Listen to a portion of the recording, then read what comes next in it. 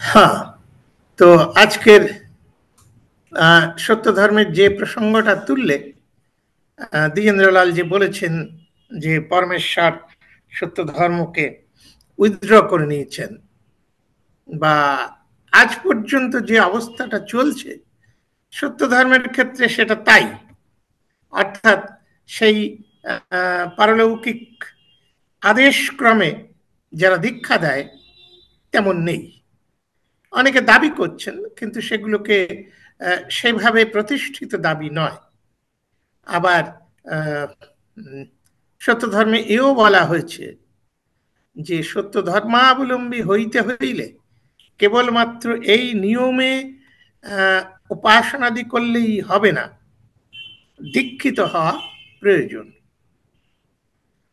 সেই আঙ্গিকে যদি আমরা আজকের বিষয়বস্তুকে আলোচনা করতে যাই, তাহলে এর মধ্যে যে ফান্ডামেন্টাল একটা পার্থক্য আছে, ডিফারেন্স আছে, সেটাকে মনে রেখে কথাগুলোকে বলতে হবে বা বুঝতে হবে। তো আজকের যে বিষয়, সে বিষয়টা খুব খুব খুব বিপজ্জনক আমার পক্ষে। কেন বলা হচ্ছে যে হরি গুরুচাঁদের উত্তরকালে মতুয়াদের আধ্যাত্মিক বা ধর্মীয় বা সামাজিক এবং রাজনৈতিক কি অবস্থা দাঁড়িয়েছে সে পর্যন্ত না হয় ইতিহাস ভিত্তিক আলোচনা আমি করতে পারি, কিন্তু তারপরে যে দায়িত্বটা দেয়া হয়েছে সে তো একজন সুথসেয়ার বলতে পারে, অর্থাৎ ভবিষ্যৎবাণী যারা করে, যারা মহাপুরুষ, দূরদৃষ্টি সম্পন্ন, গভীরভাবে জ্ঞানী, তারাই কেবলমাত্র ভবিষ্যৎ বলে দিতে পারে যে এদের ভবিষ্যৎটা কি হবে। নইলে যদি একটু বিচার করি যে কত বড় আজকে আমাকে তোমরা বিপজ্জনক অবস্থানে দাঁড় করিয়েছ। আমি তো সুথসেয়ার নই, খুব বড় জ্ঞানী বলেও তো বললে তো লোকে মারবে। ওই সক্রেটিসের কথা তোমরা বোধহয় জানো। একটা জম্বুরিতে বড় একটা ভোজ সভায় হঠাৎ একটা কালো হাত এসে দেওয়ালে লিখে দিল, আজকের এই ভোজ সভায় আজকের বর্তমান পৃথিবীর সব থেকে বড় জ্ঞানী উপস্থিত আছেন। নামটা বলল না, সবাই ঘাবড়ে যে ইয়ে ওর মুখের দিকে চাওয়াচাই করছে, কেউই দাবি করলো না যে আমি সর্বশ্রেষ্ঠ জ্ঞানী। তো পরে অবশ্য সক্রেটিস সেটা দাবি করেছিলেন যে আমি, সেটা দাবি করেছিলেন খুব কৌশলে। একদিন রাজাকে যে বললেন যে আই এম দ্য গ্রেটেস্ট, তুমি কি করে দাবি করছো? বলে আমি যতজন আছে সকলকে জিজ্ঞাসা করেছি, সবাই বলেছে আমি না, সুতরাং মেথড অফ এলিমিনেশনের পরে আমাকে নিজেকে দাঁড় করাচ্ছি। আমার কাছে সেই মেথড অফ এলিমিনেশনটাও নেই, তবু আমি দায়িত্ব পালন করব। আমি দায়িত্ব পালন করব এই ইতিহাস ভিত্তিক সত্য আলোচনার ভিত্তিতে সত্যকে প্রতিষ্ঠিত করবার চেষ্টা করব। তুমি তো একজন বড় উকিল, শুনে রাখো একটা কথা। আমাকে ইংরাজি পড়াতেন 65 থেকে 70 বছর বয়সের একজন বৃদ্ধ সুকুমার গাঙ্গুলি। খুব ভালো ইংরেজি আনতেন, অসাধারণ। ব্রিটিশ আমলের তো, ব্রিটিশ আমলের ইংরেজি শিক্ষক। তা উনি একদিন বলছেন, স্বপন তুমি যদি উকিল হও না, ভয়ঙ্কর অবস্থা হবে, কেউ তোমার সামনে দাঁড়াতে পারবে না, তুমি তো একজন উকিল, বড় ব্যারিস্টার। তোমাকে এই কথাটা বলছি এইটা বোঝানোর জন্যে, ওই উকিলি বুদ্ধি দিয়ে আমি, তোমরা যেমন চোরকে মহাপুরুষ বানিয়ে দাও, মহাপুরুষকে চোর বানিয়ে দাও, আমি সেভাবে সত্যটাকে প্রতিষ্ঠিত করবার চেষ্টা করব। আমি পালাবো না। এখন আলোচ্য বিষয়ের মধ্যে একটা সুবিধাজনক অবস্থা তৈরি করে দিয়েছ, সেটা হচ্ছে হরিগুরুচাঁদের উত্তর কাল, কালটা সীমিত রয়েছে। তারপরে তাদের কি অবস্থা দাঁড়ালো? যখনই আমরা এই হরিগুরুচাঁদের উত্তর কাল বলতে যাব, তখন দেখা যাবে যে তাদের আধ্যাত্মিক ক্রিয়াকর্ম, তাদের সামাজিক অবস্থান এবং রাজনৈতিক অবস্থানটা কোথায় দাঁড়িয়েছিল। এবং সেই গুরুচাঁদ দেহত্যাগ করেন 1937-38 সালে। তারপরে এই মতুয়াদের কি সামাজিক অবস্থা, তারপরে তাদের ধর্মীয় কি অবস্থান, তারপরে তাদের রাজনৈতিক কি অবস্থান, এবং ভবিষ্যতে কি হতে পারে, ভবিষ্যৎ বলাটা তো খুব কঠিন। তোমাদের জ্ঞাতার্থে, সকলের জ্ঞাতার্থে আমি বলছি, ভগবান বুদ্ধ মানে গৌতম বুদ্ধ যেদিন 500 রমণীকে এবং তার মাকে ভিক্ষুণী সঙ্গে প্রবেশের অধিকার দিয়েছিলেন আনন্দের অনুরোধে, তখন আনন্দকে তিনি বলেছিলেন যে আমার যে এই যে সংঘ, এই সংঘ সহস্র বছর টিকে থাকতো, কিন্তু আজকে এই যে নারীর প্রবেশ হলো, যার জন্য এটা মাত্র 500 বছরের পর শেষ হয়ে যাবে। বুদ্ধের মতন জ্ঞানী ব্যক্তির এই যে রেকর্ডেড কথা, এগুলো ইতিহাসের বইতে আছে, ধর্মের বইতে আছে, অস্বীকার করার কথা নেই। আমি আমার বইতে লিখেছি, না, বুদ্ধের এই কথাটা তো সত্য হয়নি। আজও চীনে বুদ্ধিজম আছে, জাপানে বুদ্ধিজম আছে, শ্রীলঙ্কায় বুদ্ধিজম আছে, কই 500 বছর পরে তো শেষ হয়ে যায়নি। তাহলে বুদ্ধের কথাটা কি ছিল সেটা আমাদের বুঝতে হবে। এক্ষেত্রেও বুঝতে হবে, বুঝতে হবে সব থেকে বড় করে যে এই যাকে নিয়ে আলোচনা, তার ভিত্তিটা কোথায়। একটা জ্ঞানী ব্যক্তিরা সবাই স্বীকার করেছেন একটা কথা, যে সেই বিষয়টাই সমাজে টিকে থাকে, বেঁচে থাকে, যার ইউটিলিটি আছে। কোনো বিষয়, কোনো সমাজ বা কোনো মানুষের ইউটিলিটি যেদিন খতম হয়ে যায়, তখন সে ওই ঝরা পাতার মতন ঝরে যায়। এখন মতুয়াদের ক্ষেত্রে বুদ্ধের যেমন বাণী ছিল 500 বছরের লিমিটেশন, সেটা তিনি বিশদভাবে তো বলেননি যে লিমিটেশনটা কোথায় কোথায়। দেখা গেছে যে না, বুদ্ধিজম এখনো বেঁচে আছে, কারেক্ট, ভারতবর্ষে নেই কিন্তু পৃথিবীতে বেঁচে আছে। এখন এই মতুয়াদের সম্পর্কে কেউ এই ধরনের কথা গুরুচাঁদ বলেননি, হরিচাঁদ বলেননি। তারপরের যারা আছে, গোসাই সাধু বা তার বাইরে যারা তার সমর্থক, সেই হরিচাঁদ গুরুচাঁদের বাণী এবং পথ নিয়ে মানুষের জীবন যাপন করছে, উন্নতির দিকে এগিয়ে যাচ্ছে, তারাও কেউ কখনো ভাবে না বা ভাবতে পারে না যে এই মতুয়া ধর্ম 500 বছর পরে আর থাকবে না।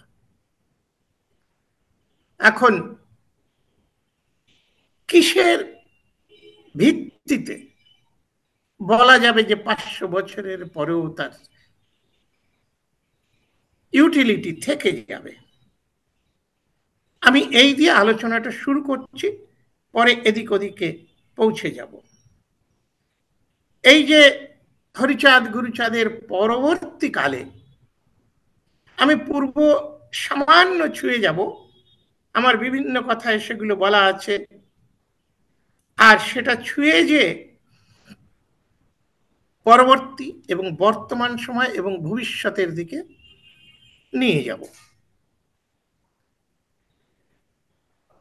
যেমন বুদ্ধ ধর্ম, বুদ্ধের যে ধর্ম, সেই ধর্মে বুদ্ধ যখন বেঁচে আছেন তখন ৭৫% ভিক্ষু শুধুমাত্র ব্রাহ্মণ। মানুষের একটা প্রচার বা বিশ্বাস আছে বুদ্ধ ধর্ম বোধহয় শূদ্রদের, অস্পৃশ্যদের ধর্ম। সেইভাবেই আম্বেদকর বা আম্বেদকরের যারা কথা ভাবে তারা সেইভাবে বিশ্বাস করে। কিন্তু না, তারা যদি ওই ডাটা ফিগার ইতিহাস খোঁজে তাহলে দেখবে যে তার সর্বশ্রেষ্ঠ শিষ্য ছিলেন ওই যে কি যেন নাম, মহাকাশ্যপ। এবং তার সেই যে ব্রাহ্মণ, শ্রেষ্ঠ ব্রাহ্মণও ছিলেন উনি, তার প্রভাব কি ভয়ঙ্কর ছিল সেটা প্রমাণ পাওয়া যায় যখন বুদ্ধের মৃতদেহ সৎকার হচ্ছে না, রেখে দেওয়া হয়েছে। কেন?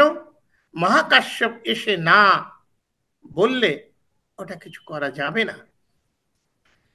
তাহলে এই ৭৫% ভিক্ষুই ব্রাহ্মণ, ২৫% ছিল শূদ্র বৈশ্য। এবং সেদিনের বৈশ্য বড় বড় শ্রেষ্ঠী, অনাথপিণ্ড ইত্যাদি। আজকে যেমন,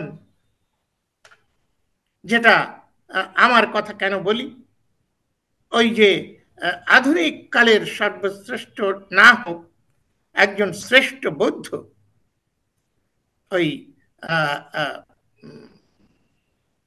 কে যেন নাম ভুলে যাচ্ছি, একটু পরে মনে পড়বে, তিনি বললেন যে রাহুল সংকীর্তন, রাহুল সংকীর্তন তার মহামানব বুদ্ধ এই গ্রন্থে পরিষ্কার লিখছে বুদ্ধ ছিলেন এখনকার দিনে যেমন মহাত্মা গান্ধী, টাটা, বিড়লা এদের পয়সায় সমস্ত তার অধিকার এবং তার কর্মকাণ্ড, বুদ্ধ সেদিন বড় বড় সৃষ্টিদের উপঢৌকন অজস্র পরিমাণে নিতেন। এবং সেদিনের ওই শ্রেষ্ঠ সৃষ্টিরা আজকের দিনের আম্বানি, আদানি, টাটা এদের থেকেও কম ছিল না। তো সেই যে শ্রেষ্ঠীরা এবং কিছু শূদ্র ২৫%, এই ছিল বুদ্ধের শিষ্যরা। এখন তার একটা শেষ হবার স্কোপ আছে। এই রকম ধর্ম বেশি দিন বেঁচে থাকতে পারে না, কারণ ওদের এত সম্পদ, এত সুখ আছে, ওদের কোন রকম ব্যক্তিগত অভাব অভিযোগ, ব্যক্তি জীবনের অভাব অভিযোগ ছাড়া তো অন্য কোনো কমই থাকে না, সবকিছু আছে। সুতরাং বুদ্ধের কি প্রয়োজন? বুদ্ধের প্রয়োজন তাদের জীবনে শেষ হয়ে যায়। কিন্তু যদি আমি দেখি যে এই মতুয়াদের কি সেই অবস্থা, মতুয়াদের সেই হরিচাঁদ থেকে শুরু করে গুরুচাঁদের হাত ধরে যদি আমি আজকের দিনে দাঁড়াই তাহলে দেখা যাবে এই মতুয়াদের মধ্যে কিন্তু পার্সেন্ট কেন, আমি বলতে পারি 100% শূদ্র, অস্পৃশ্যরা। অস্পৃশ্যরা ৯০-৯৫%, অন্যান্য কিছু মুসলমান, কিছু অন্যান্য, কিছু শূদ্র আছে মতুয়া। এখন সেই আঙ্গিকে যদি আমরা বিচার করি যে একটা ধর্ম, যে ধর্ম হরিচাঁদ গুরুচাঁদ, বুদ্ধ কিন্তু গরিবের ছেলে ছিল না, রাজপুত্র তিনি, বিলাসে কাটিয়েছেন, তার বাবা সুন্দরী মেয়ের সঙ্গে বিয়ে দিয়েছেন যাতে তিনি সন্ন্যাসী না হয়ে যান, যে দৈববাণী ছিল। রাজপ্রাসাদে মানুষ হয়েছেন, রাজকুমার ছিলেন। কিন্তু এই যে হরিচাঁদ গুরুচাঁদের প্রথম থেকে শুরু করে এরা তো কেউ রাজা বা রাজকুমার ছিলেন না। রাজকুমার বুদ্ধ অন্যান্য সৃষ্টি, অন্যান্য ক্ষত্রিয়, অন্যান্য সম্ভ্রান্তদের সুখ স্বাচ্ছন্দ্যের জন্য ধর্ম করেছিলেন, ধর্ম প্রচার করেছিলেন, এবং তারাই তাদের শিষ্য প্রশিষ্য হয়েছিলেন। তৎকালের ওই দিগনাগ, বসুবন্ধু, বড় বড় যতগুলো দার্শনিক আছে, একটু খোঁজ নিলে দেখা যাবে 99% দার্শনিক বৌদ্ধ ধর্মের ওই ব্রাহ্মণ। তাদের কি কাজ আছে? তাদের মরণের সঙ্গে সঙ্গে সেগুলোর ইউটিলিটি খতম হয়ে যায়। কিন্তু এই যে হরিচাঁদের যে মলুম, মানে গোলাম সমাজ, যে জঞ্জিরে আবদ্ধ অস্পৃশ্য সমাজ, যারা একটু নিঃশ্বাস নিতে পারে না বুক ভরে, তাদের মুক্তির জন্য যে ধর্ম দিয়েছেন, তার যে জীবন, সেই ধর্মের জীবন, সেই সমাজ উন্নয়নের ধারা, এই যে অব্যাহত থাকবে কবে পর্যন্ত? যে কথা আমি প্রথম বলেছি যে আমি তো সুদ শেয়ার নই, আমি তো জ্ঞানী ব্যক্তি নই, কিন্তু আমি মার্কস পড়েছি, বুদ্ধ পড়েছি, আম্বেদকর পড়েছি, লেনিন পড়েছি, অনেক কিছু পড়ে টড়ে বলতে পারি যে জ্ঞান লব্ধ হয়েছে আমার, যে এই যে ধর্ম সে কতদিন বাঁচবে, তার ভবিষ্যৎ কি। এখানে আমি বহু জায়গায়, বহু প্ল্যাটফর্ম থেকে বলেছি, পৃথিবীতে যতদিন একজন গোলাম বেঁচে আছে ততদিন স্বপন কুমারের লড়াই থামবে না। ঠিক সেই কথা মতুয়াদের ধর্মের, সেই কথা। যতদিন একজন গোলাম, একজন শূদ্র, একজন অস্পৃশ্য সামাজিক এবং অর্থনৈতিক বা রাজনৈতিক ভাবে গোলাম থাকবে, ততদিন এই ধর্ম পৃথিবীতে বেঁচে থাকবে, ততদিন এই ধর্ম পৃথিবীতে চলতে থাকবে। যেমন আজকে ওই যে গুরুচাঁদের আমলে, গুরুচাঁদের মৃত্যুর ঠিক পরে আর আগের কি অবস্থা দেখা যাক। দেখা যাচ্ছে 1937 সালে কতজন তার শিষ্য বা এই দলিত সমাজের বা এই অস্পৃশ্য সমাজের মানুষ এমএলএ হচ্ছেন, আইনসভায় যাচ্ছেন। রীতিমতন 38 সালে ভারতবর্ষে হাজার হাজার, কয়েক হাজার বছরের অন্ধকার পেরিয়ে মুকুন্দ বিহারী মল্লিক মন্ত্রী হচ্ছেন, প্রসন্নচন্দ্র রায়কর মন্ত্রী হচ্ছেন। কিসের জন্য হচ্ছেন এই পরিবর্তন? প্রথম অ্যাডভোকেট বিশ্বদেব দাস মতুয়া, তিনি আইনসভায় যাচ্ছেন এত হাজার বছরের অন্ধকার পেরিয়ে। ওই হরিচাঁদ গুরুচাঁদের যে ধর্ম, সেই ধর্মের মাঝে যে আত্ম অহংকার, আত্মবিশ্বাস এবং আত্মসম্মানের যে আন্দোলন, বেঁচে থাকবার, মানুষ হবার, 1900 গুরুচাঁদের মরে যাবার পরে 1937 থেকে 1947 সাল পর্যন্ত দুর্দণ্ড প্রতাপে একজন নমশূদ্র বা মতুয়া কিংবা অস্পৃশ্য সমাজের কৃষাণ, তোমাদের মতন অ্যাডভোকেট বরিশালের যোগেন্দ্রনাথ মন্ডল লড়াইটা চালিয়ে গেছেন মাত্র 10টা বছরের জীবন। যেদিন ভারত বাংলা ভাগ হয়ে তার পূর্ব দিন পর্যন্ত ওই লড়াইয়ের রসদ কিন্তু ওই সমাজের বুক থেকে উঠে আসা অমৃত পান করে, যে অমৃতের ধারা হরিগুরুচাঁদের মতুয়া ধর্ম প্রশ্রবণের মতন সমাজকে প্রবাহিত করে গেছেন। তারপরে আজকে স্বাধীন ভারতে তাদের কি অবস্থা?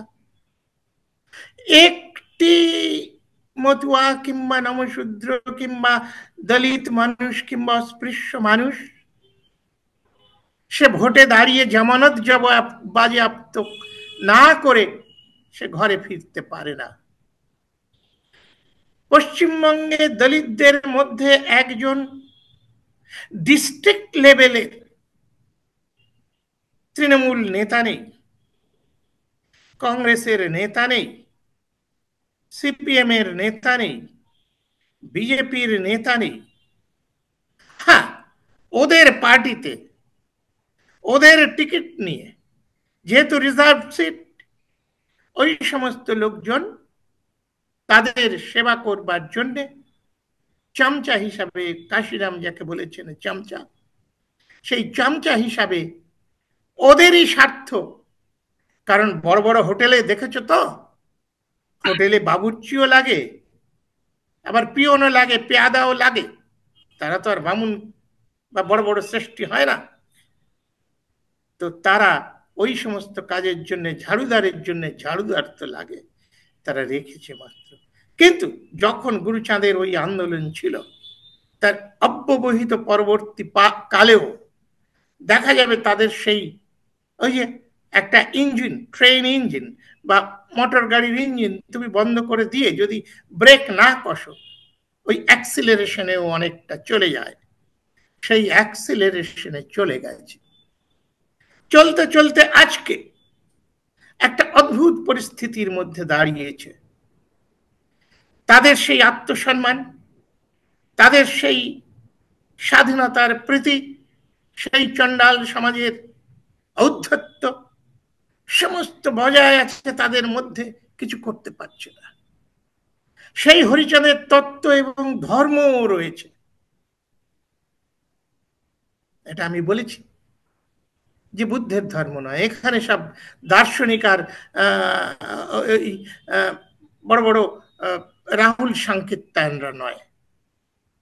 রবীন্দ্রনাথ বড় একজন বুদ্ধিস্ট হয়েছিলেন, তো তারা ছেড়ে দিয়েছে। এখন যেহেতু বুদ্ধিস্ট হিসাবে ওই আম্বেদকর একটা ডাক দিল যে ভাই চল আমরা হই, তাতেও কি হয়েছে, ওরা ছেড়ে দিয়েছে। ওরা ছেড়ে দেওয়ার পরে যার ফলে দেখা গেছে আজকে ভারতবর্ষে, আজকে আম্বেদকরের এত কিছুর পরেও অনেক আঘাত এনেছেন যে ভাই এই গন্ধ নালায় থাকার দরকার নেই, আমি তো চললাম, তোমরা যদি নাও যাও আমি ধর্ম ছেড়ে চলে যাব। এবং চলেও গেছেন। এবং যেদিন চলে গেছেন সেদিন সাংবাদিকরা তাকে জিজ্ঞাসা করেছে, আপনি এই হিন্দু ধর্ম ছেড়ে কেন চলে যাচ্ছেন?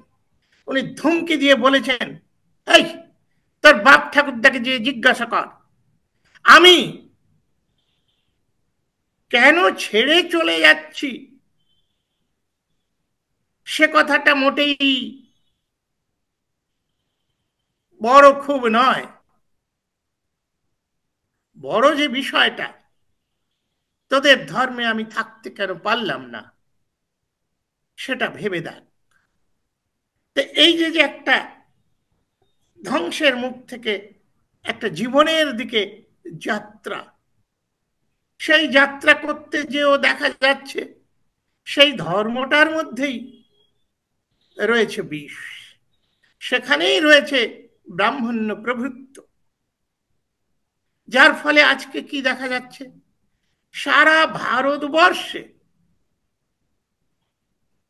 বৌদ্ধের সংখ্যা 1 কোটি আজও ছাড়িয়ে যায়নি। এই বাংলার বুকে, যেখানে এই অল্প দূরে নালন্দা, পাটনা,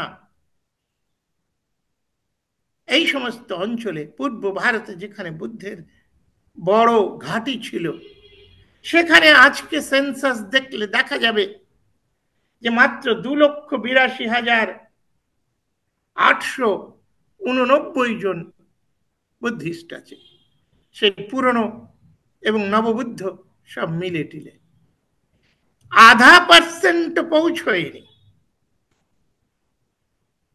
তার কারণ, যে আমাকে জীবন রস দেবে, যে আমার প্রয়োজন মেটাবে, সেই প্রয়োজনের বিষয়টা ওখানে নেই। বুদ্ধ দারিদ্র ক্লিষ্ট ছিলেন না। বুদ্ধ রাজার পুত্র, হরিচাঁদ গুরুচাঁদ, তার ধর্মের লোকেরা ওই চাকরি বিক্রি করে খায় না, তারা কেড়ে খায় না। তার ধর্মে বলেছে হাতে কাম মুখে নাম। ধর্ম রাখতে হবে, নীতি তত্ত্ব চাই, কিন্তু সেই সঙ্গে সঙ্গে লাঙলের গুটিটাকে ছাড়লে হবে না। তো এই যে বেঁচে থাকার যে রসদ, সেটা কিন্তু এই হরিচাঁদের তত্ত্ব কথায় বা মতুয়াদের মধ্যে আছে। আজকে তাদের দুর্দশা হতে পারে, আজকে তারা নাগরিকত্বহীন হয়ে এদিক ওদিকে হাত পা ধরে বেড়াচ্ছে বটে, কিন্তু এই ধর্মের প্রয়োজন, অর্থাৎ এই মুক্তিপথের প্রয়োজন, তা তো আর শেষ হচ্ছে না। যেটা আমি বললাম যে শৃঙ্খল যতদিন শেষ গোলামের ভেঙে না যাবে, ততদিন পর্যন্ত এই শৃঙ্খল ভাঙার গান তার ছন্দ মিলিয়ে চলতে থাকবে। সুতরাং ভবিষ্যৎ যদি কোনো ধর্মের থেকে থাকে, তাহলে সেটা মতুয়া ধর্মের। কারণ এই ভারতবর্ষে আজকে, আমি পৃথিবীর দিকে যাব না, 90% মানুষ ক্ষুধার্ত, ক্ষুধার জ্বালায় পীড়িত, ক্ষুধা থেকে মুক্তির জন্য ভয়ে মরছে, অত্যাচারের ভয়, শোষণের ভয়, বঞ্চনার ভয়, অসাম্যের পীড়নের ভয়। এই ভয় থেকে মুক্তির সংগ্রাম ভিতরা তো চালাবেই। অনেক রকম চেষ্টা করা হয় ধর্মের আফিং খাইয়ে, অত্যাচারের নানান কায়দায় তাদের শান্ত রাখার, কিন্তু বললাম কোথাও না কোথাও কেউ না কেউ এই সলতেতে তেল দিয়েই চলবে। সুতরাং মতুয়াদের যে সামাজিক উত্থান, যেটা বন্ধ হয়ে গেছে, যে রাজনৈতিক উত্থান, যেটা একেবারেই স্তব্ধ হয়ে গেছে, এখন রাজনৈতিক স্বাধীনতার কথা তারা ভাবে না। তাদের নিজস্ব কোনো পলিটিক্যাল পার্টি নেই। তারা দাবি করে বটে আমরা 3 কোটি লোক। আরে 3 কোটি লোকের তো 2 কোটি বন্ধু বান্ধব থাকার কথা। তারা তো অত্যাচারী লোক নয়। এই 5 কোটি লোকে মিলে পলিটিক্যাল পার্টি তারা করতে পারে না। এগুলো নানান কারণে তারা পারে না। পারে না বলে সেই গুরুচাঁদের তখন যেটা পেরেছে, পলিটিক্যাল পার্টি না করেও ইন্ডিভিজুয়াল তারা নির্বাচন লড়ে সমাজের যে কনসলিডেশন, তার ভিত্তিতে দাঁড়িয়ে তারা রাজা হয়েছে। গুরুচাঁদ বলেছিলেন রাজা হও তাজা হও, দল বানাও বল বানাও। পলিটিক্যাল পার্টির নামটা নানান কারণে দিতে পারেনি। অস্পৃশ্য সমাজের মধ্যে সর্বপ্রথম পলিটিক্যাল পার্টি তৈরি করতে পেরেছিলেন পাঞ্জাবে মাঙ্গুরাম, তিনি নতুন ধর্ম দিয়েছেন, যেমন এখানে দেওয়া হয়েছে। ওনার ধর্মের নাম ছিল আধম্ম, মানে ভারতবর্ষের আমরাই আদি পুরুষ, আমরা এখানকার অটস্থান, আমরা এখানকার মূল নিবাসী, আমাদের ধর্ম এই ধর্ম, ওই হিন্দুরা বিদেশি, বাইরে থেকে এসেছে, আমাদের ছলে বলে অত্যাচার করে পরাস্ত করে আমাদের দাসত্বের শৃঙ্খলে বেঁধে রেখেছে, আমরা একে অস্বীকার করছি। তিনি পার্টি বানিয়েছিলেন। ওনার এই হিম্মত হয়েছিল, তার নেতৃত্ব একটা অসাধারণ ছিল।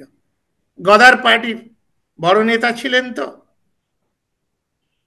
ব্রিটিশ তাকে একবার ফাঁসি কাঠে ঝোলাবে, একবার তাকে ফায়ারিং স্কোয়াডে পাঠিয়ে দিয়েছিল, তারপরেও তিনি বেঁচে ছিলেন, তার মৃত্যু ভয় ছিল না, তিনি পলিটিক্যাল পার্টি বানিয়েছিলেন।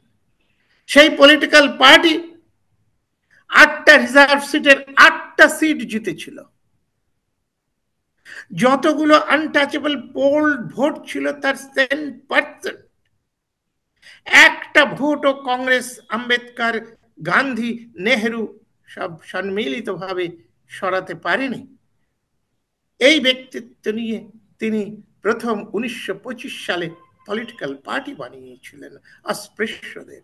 সেই পার্টিরই 8 জন এমএলএ ছিল 37-এর ইলেকশনে। এবং উনি যে পার্টি বানাতে পেরেছিলেন, পার্টির নামও দিয়েছিলেন আধম্ম পার্টি। সেটা বেঙ্গলে নানান কারণে করতে পারেনি বটে। ওই মাঙ্গুরাম বেঙ্গলের থেকে শিক্ষা নিতেন, বেঙ্গলের থেকে তার কাছে টাকা পৌঁছত। কারণ অনেকেই জানে যে কলকাতার যত চর্ম ব্যবসায়ী চামার ওই পাঞ্জাব উত্তরপ্রদেশ থেকে এসে সব থেকে বড় চামড়ার কারবার এখানেই ছিল কলকাতায়, ট্যাংরা অঞ্চলে, তপসিয়া অঞ্চলে। সেখানে সেই শেঠ যমুনা দাস যেমন গুরুচাঁদের বাণীগুলোকে পাঠাতো, বান্ডিল বান্ডিল টাকা পাঠাতো রাজনীতি করবার জন্য। সেই জন্য কলকাতার তপসিয়াতে এখনো আধ্যাত্মিক কবরস্থান আছে। আর কমিউনিস্ট হিন্দুরা এত চালাক, ওই কবরস্থানের নামটা এখন বোর্ড লাগিয়ে দিয়েছে হিন্দু কবরস্থান। কিরকম সোনার পাথর বাটি। আরে হিন্দুদের কবরস্থান কি করে হয়? আসলে ওটা আধ্যাত্মিক কবরস্থান ছিল। বোর্ডটা এখন সরিয়ে দিয়ে ওখানে ওই মা ফ্লাইওভার থেকে নিচে দেখা যায়। তো এই যে সমস্ত উত্থানের ইতিহাস গুরুচাঁদের সময়কার, ওই মতুয়া ধর্মের প্রভাবে, বা তারা সবসময় যে পলিটিক্যাল পার্টিতে আসতে পেরেছে, তারপরেও পলিটিক্যাল পার্টি না করে মন্ত্রী হচ্ছেন, বারবার মন্ত্রী হচ্ছেন। তার একটা বড় কারণ হচ্ছে বাংলার মুসলমানরা এই মতুয়াদের সঙ্গে সম্মিলিতভাবে কাজ করেছে। গুরুচাঁদের জীবনী পড়লে আপনারা দেখতে পাবেন যে গুরুচাঁদ মুসলমানদের সঙ্গে সবসময় যোগাযোগ রেখে কাজ করত। এমনকি মুসলিম লীগ যেদিন তৈরি হয় ওই সালিমুল্লাহর প্রাসাদে, সেদিন শশীভূষণ ঠাকুর উপস্থিত ছিলেন, একসঙ্গে লড়েছেন। ওই যে যখন বঙ্গভঙ্গ বিরোধী আন্দোলন শুরু হয়, ক্ষুদিরাম বোস ফাঁসিতে ঝোলে, তখনও গুরুচাঁদ মুসলমানদের সঙ্গে হাত মিলিয়ে তার বিরোধ করেছেন।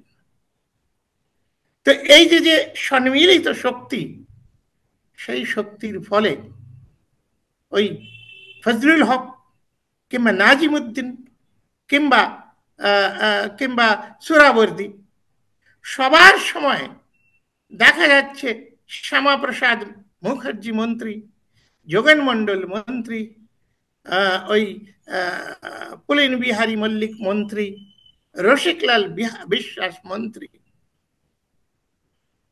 মুকুন্দ বিহারী মল্লিক মন্ত্রী, এরা সকলে উঠে আসছেন এই ঐক্যবদ্ধ প্রচেষ্টা, এবং সেই ঐক্যের বিষয়টাও কিন্তু মতুয়া ধর্মের মধ্যে আছে, যার জন্য আজও বর্তমানেও মতুয়ারা খুব চিৎকার করে গর্ব করে আমাদের ধর্ম বিশ্বজনীন ধর্ম, মানবতার ধর্ম, এখানে কোনো ক্ষুদ্র ক্ষুদ্র ব্যারিয়ার নেই।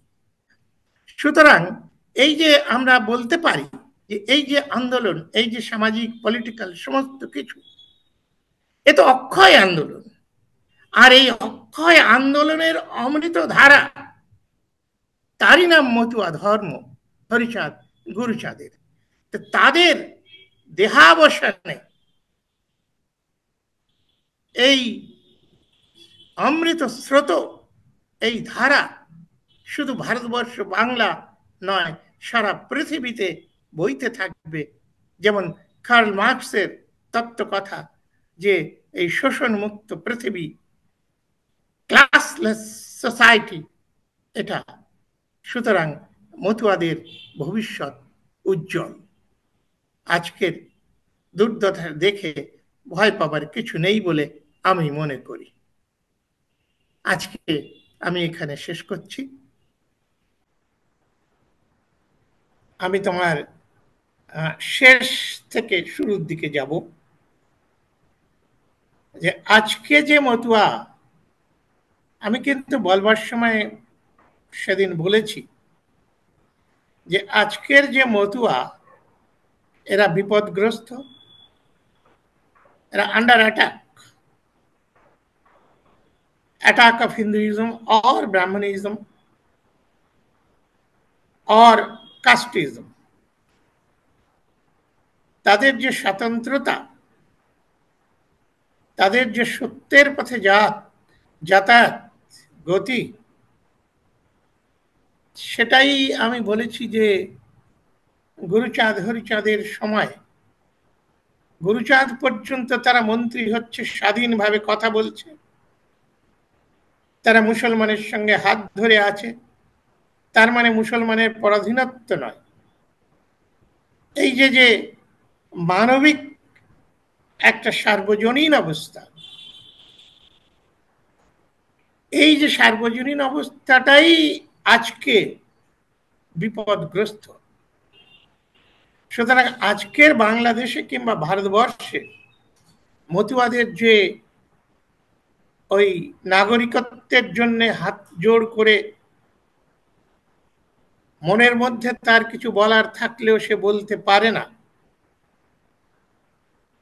তারা মান্যবর কাশিরামের ছত্রছায়ায় এসে উদ্বুদ্ধ হয়ে শুরু করেছিল এই কথা বলা যে ভোট হামার রাজ হামার, ভোট হামারা রাজ তো তোমার চলতে পারে না, বারবার ফেলে দিচ্ছিল সরকার।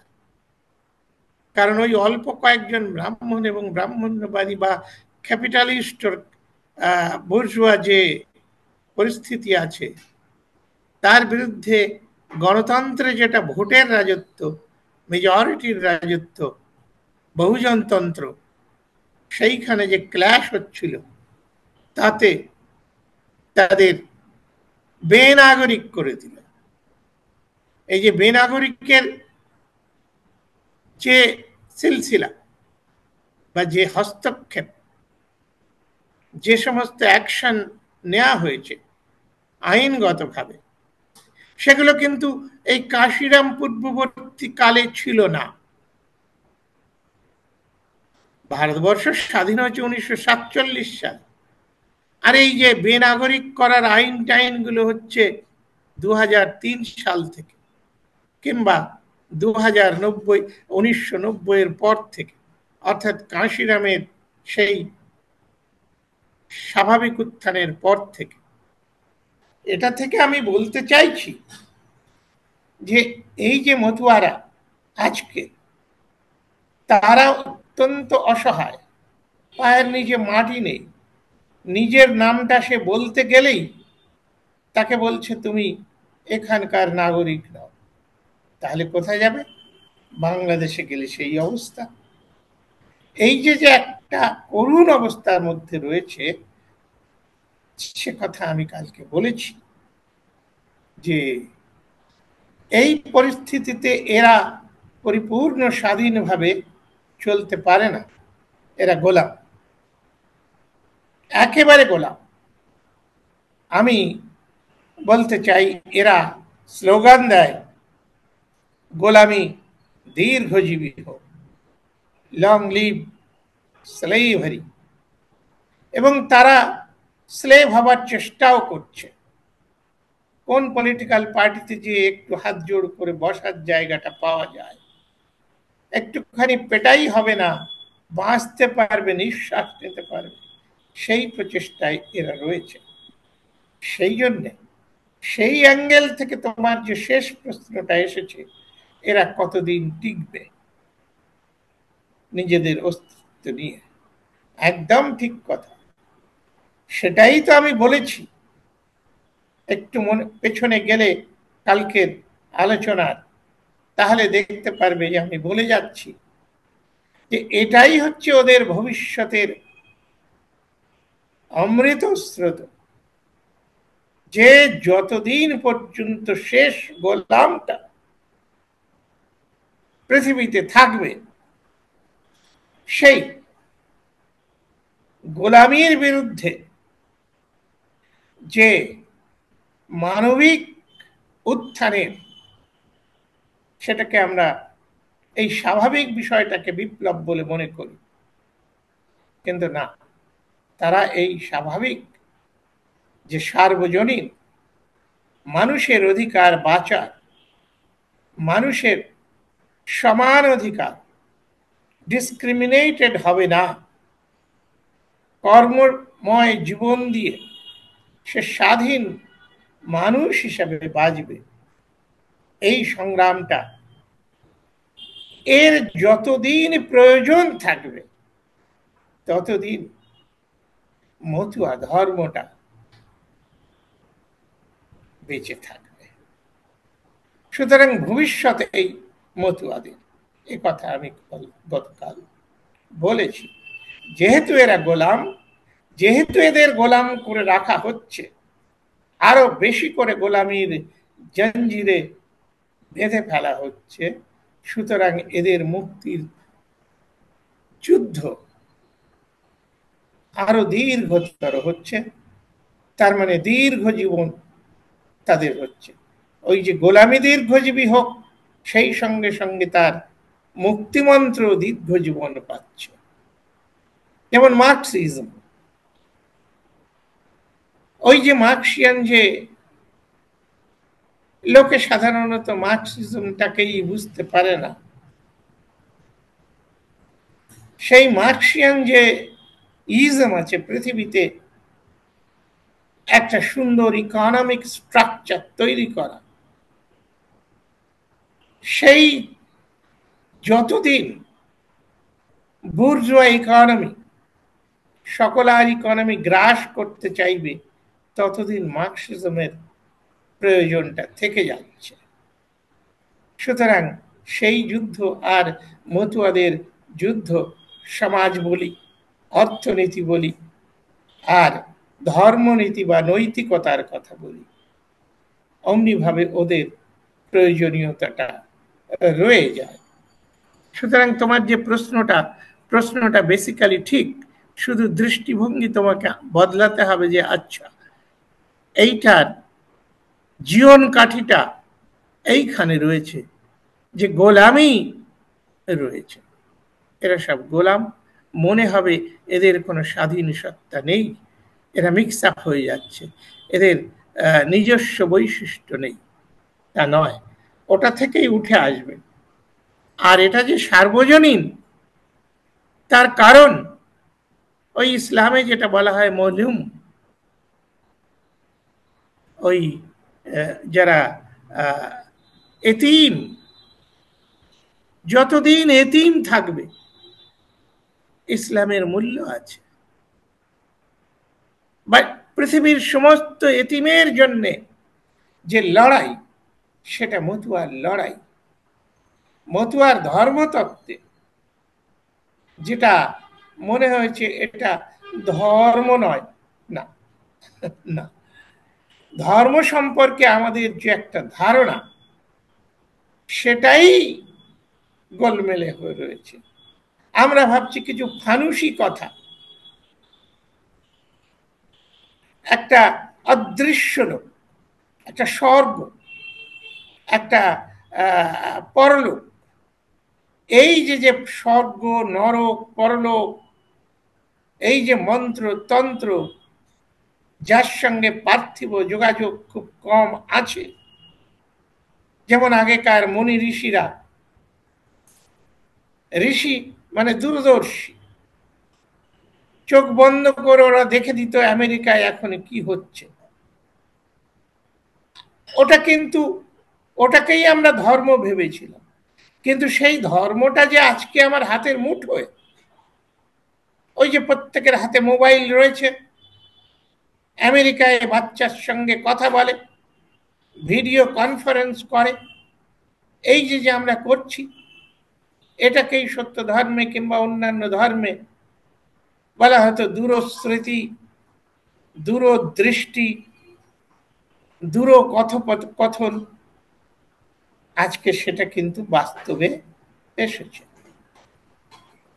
এবং সেদিন দেখছিলাম একটা বৈজ্ঞানিকদের নতুন কথা, যে ডাইমেনশন, পৃথিবী প্রধানত তিনটে ডাইমেনশন, 3 ডাইমেনশনাল, এটা ডাইমেনশন যত বাড়তে থাকবে, যেমন 3D সিনেমায় যেটা দেখাচ্ছে, আরো আরো ডাইমেনশন, 17 ডাইমেনশন, যত ডাইমেনশন দেখা যাবে তত সূক্ষ্মভাবে আমরা কাজকর্ম করতে পারি। সেটাকে কেউ যদি আমরা ঐশ্বরিক বলি বা আধ্যাত্মিক বলি, বলতে পারি, সেখানেই আধ্যাত্মিকতার একটা আলাদা জগৎ রয়েছে। কিন্তু এ তো সমস্ত কিছু বাস্তবের মধ্যে রয়েছে।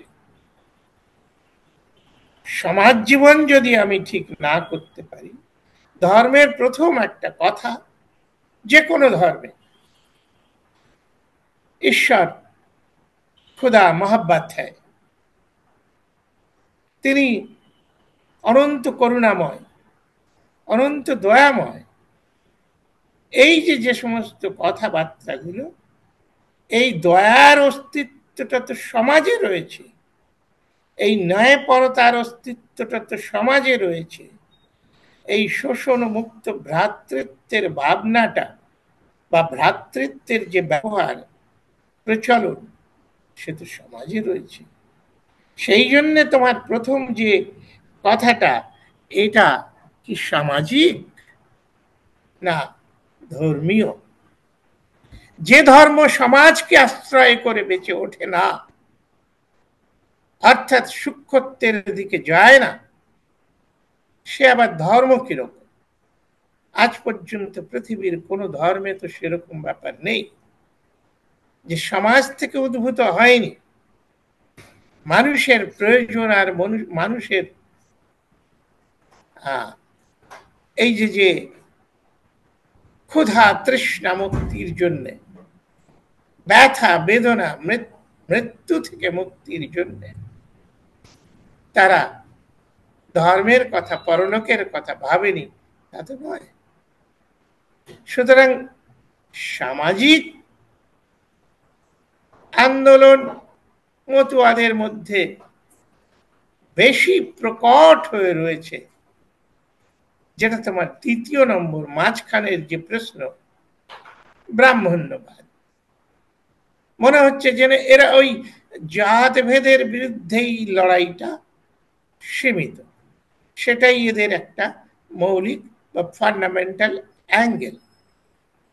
এটা মতুয়াদের মধ্যে মনে হবে, এবং এটা একটা বাস্তব কথা। কারণ গুরুচাঁদ বলছেন, হরিচাঁদ বলছেন যে আমাদের ওরা চড়িয়ে খায়, কারণ আমরা শিক্ষাহীন। সুতরাং আমাদের শিক্ষিত হতে হবে। ঠিক এরই বিপরীতে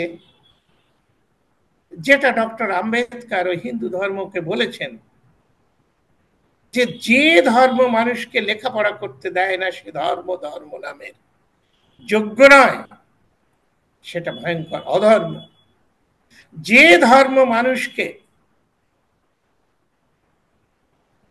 লেখাপড়া থেকে বঞ্চিত রাখে, আত্মরক্ষার অস্ত্র ধরতে নিষেধ করে, যে ধর্ম মানুষকে মানুষ হিসাবে স্বীকার করে না, সেই ধর্ম ধর্ম নামের অযোগ্য, সেটা অধর্ম।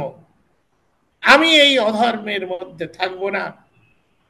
আমি সকলকে আহ্বান জানাচ্ছি, যারা এই ধর্ম দ্বারা পীড়িত তারা সকলে এই নর্দমা থেকে বেরিয়ে চলে এসো। ওখানে কোনো ভালো তো বিষয় নেই।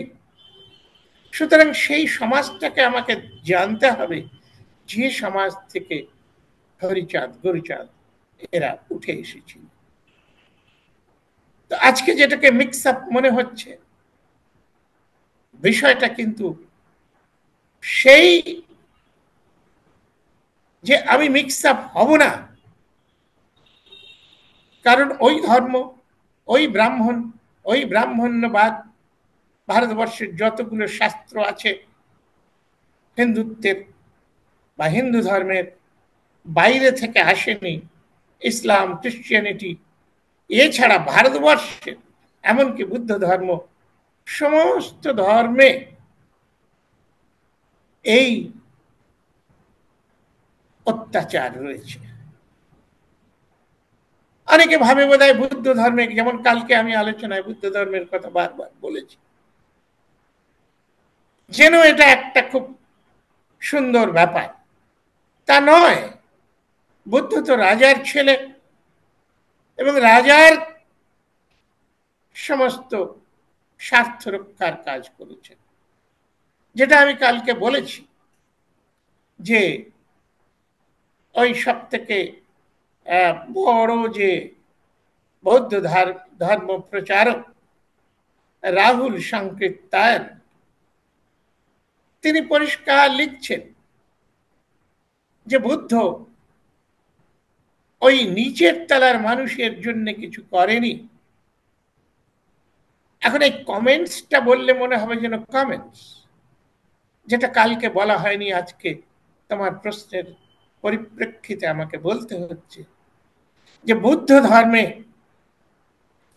বুদ্ধ পরিষ্কার বলে দিচ্ছেন যে দাস যারা, চাকর যারা,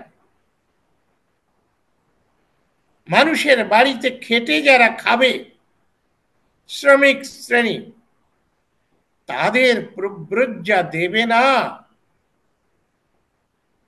পরিষ্কার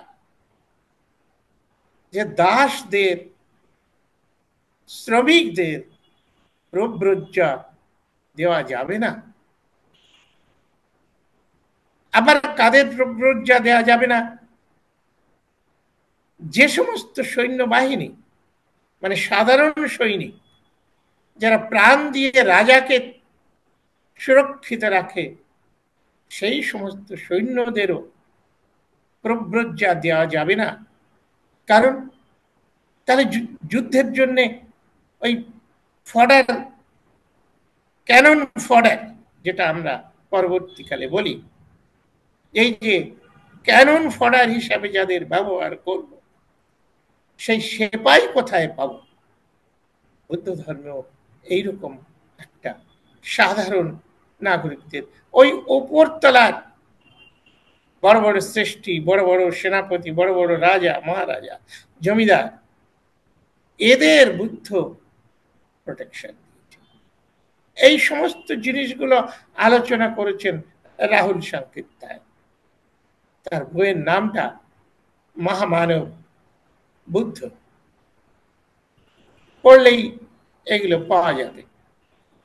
অর্থাৎ এর দ্বারা আমি বলতে চাইছি যে এই যে সামাজিক যে অবস্থা, এই যে অন্যায়, কিংবা ওরা তো যারা এটাকে চালিয়েছে তারা তো আর অন্যায় বলবে না, যে ব্যবস্থা, ওই জন্য কাশিরাম এটাকে নতুন শব্দ ব্যবহার করেছেন, beneficiaries of the system and the victims of the system. যারা বেনিফিশিয়ারি সিস্টেমের, তারা সেই সিস্টেমের গুণগান গায়, তারা সেটাকে ধর্ম এবং মোক্ষ হিসাবে প্রচার করে। কিন্তু যারা ভিকটিম অফ দ্য সিস্টেম, তারা সেটাকে তো আর ভালো বলতে পারে না, সেটা তাদের কাছে একটা বিভৎস ব্যাপার, সেটাকে তারা নিন্দা করে। এবং ঠিক এই কথাটাই আছে মোজেসের কথা। তিনি যখন ওই সমস্ত দাসদের নিয়ে মুক্ত করে সিয়েন পাহাড়ের নিচে গান টান গাইছেন, তখন দূরে জ্যোতি দেখতে পেলেন। উনি সেই জ্যোতির সামনে গিয়ে জিজ্ঞাসা করলেন, হু আর ইউ? উত্তর এলো, I am the lord your God who brought you out of Egypt, out of the land of slavery. Slavery থেকে মুক্ত করার নামই স্যালভেশন, সেটাই ধর্ম, সেটাই ঈশ্বর। সেই পরিচয়টা দিয়েছেন বাইবেলে। যে কেউ বাইবেলের এক্সোডাসটা পড়ে দেখুক, যে মোজেসকে তিনি কি পরিচয় দিলেন। এটাই পরিচয় দিলেন, আমি তোমাকে ওই ইজিপ্ট, ওই স্লেভারির রাজত্ব থেকে মুক্ত করে নিয়ে এসেছি, আমি তোমার ঈশ্বর। এই হচ্ছে ধর্ম। সুতরাং ওই যে স্লেভারি থেকে মুক্তি, এটা একেবারে সমাজ বা একেবারে পার্থিব। সামাজিক বলি, রাজনৈতিক বলি, অর্থনৈতিক বলি, এই যে মুক্তি, ধর্ম কিন্তু একটা কাল্পনিক, একটা গাল গল্পের বিষয় নয়। ধর্ম জীবন ভিত্তিক, জীবনের মুক্তি, জীবনের বিকাশ ইত্যাদি এনে দেবে। সুতরাং তোমার যেটা মনে হয়েছিল যে এটা একটা সামাজিক বিপ্লব, অবশ্যই এটা একটা সামাজিক বিপ্লব, এবং এই সমাজ বিপ্লবের মধ্য দিয়েই ধর্ম দাঁড়িয়ে আছে। যে ধর্ম সমাজকে উন্নতির পথে বাধা দেয়, সেই ধর্ম আম্বেদকর বলেছেন ধর্ম নয়। আমরাও বলি যে সেই রকম ধর্ম ধর্ম নয়। এমনকি ব্রাহ্মণেরাও বলে, যখন যুক্তিতর্কে আসে তখন তারাও বলে এই জাতিভেদ প্রথা ভারতবর্ষের সর্বনাশ করেছে। এদের মধ্যে মিল তো হয়নি, যেটা কার্ল মার্কস বলেছেন, the decisive impediment of Indian progress and power, এই জাতিভেদ ব্যবস্থা। বঙ্কিমচন্দ্র ওই কথা বলেছেন, রাজা রামমোহনও বলেছেন, কিন্তু কাজের সময় স্বার্থের খাতিরে ওই ব্রাহ্মণ্যবাদ, যেটাকে তারা ধর্ম বলে,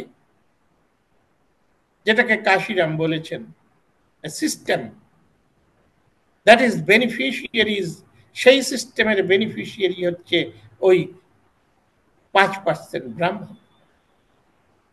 সুতরাং তার বিরুদ্ধে যারা ভিকটিম, সেই ভিকটিমদের জন্য হাজার বছরের ভারতবর্ষের ইতিহাসে কোনো দেবী দেবতা, কোনো ধর্ম, কোনো